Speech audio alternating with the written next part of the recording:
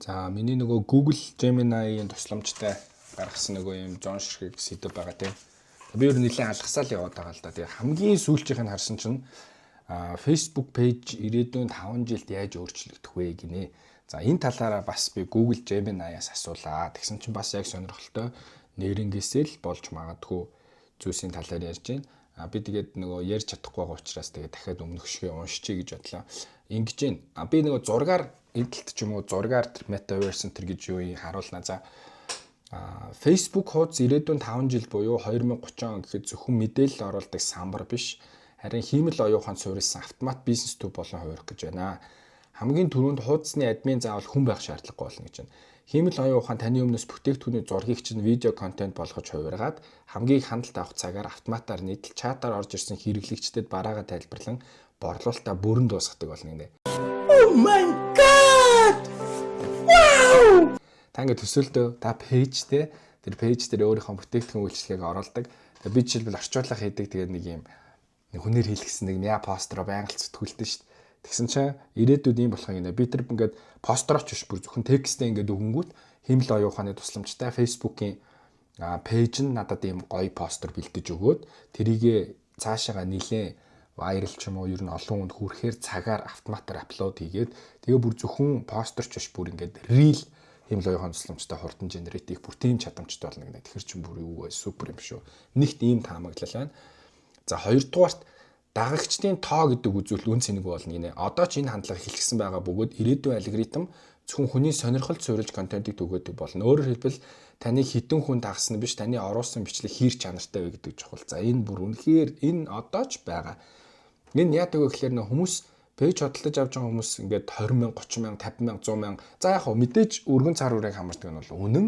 Гэхдээ хангалттай мөнгөөр нөгөө долларын карта зэниглээ буст хийх юм бол 1000, 2000, 3000 дагагчтай пэйжүүд сайн хяналт авсан байдгийн штэ.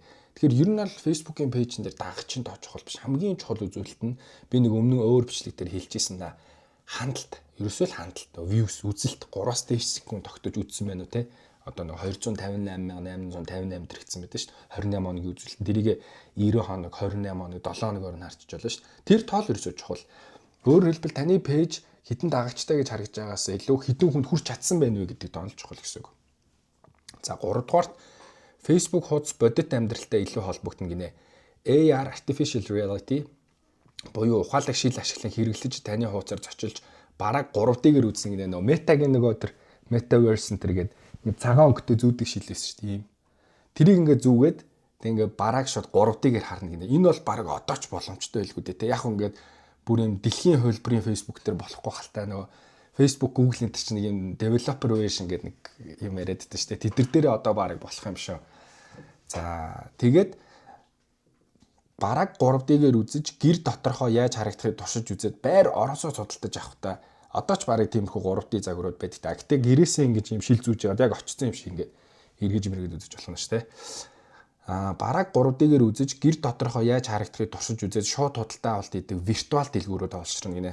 Эцэст нь хэлэхэд технологийн хичээл хөгжсөн ч хүмүүс амьд харилцаа хөсөөр байх болно. Тиймээс ирээдүйд амжилт олох хуудсууд бол технологиор ажиллаа өнгөвчөж харин хэрэглэгчтэйгээ хүн ёсоор харилцаж чаддаг тийм л хуудсууд болно. Та гэхдээ над чиг бас ингээ хүнтэй уцаар санагдаад байдаг. Би бол яг тэгдэж шин. Одоо нөгөө байгууллагуудын нөгөө Facebook чатбот бүрхтэрхийсэн ажиллаа те нэг юм автомат ингээм роботтой харьцахлаар нэг юм дотоо мэдрэмжтэй. Над чиг ялангуяа юм 90-ад оны нэг багасаа нэг хуцаар харилцаа болоо зохицуулаас орсон хүмүүс юм амьд оператортай ярмаар санагдаад байхгүй. Энэ бол хэвэндээ үлдэх юм шиг байна. Somehow. Гэтэ энийг нөгөө хуваар нь харьцуулах хэрэгтэй бах те. Лид сэжим гаднаас орж иж байгаа сэжим яг нийт хэдэн хувийн юм амьд харилцаатай байгаа. Хэдэн хувийн 100 автомат байгаа ингээд.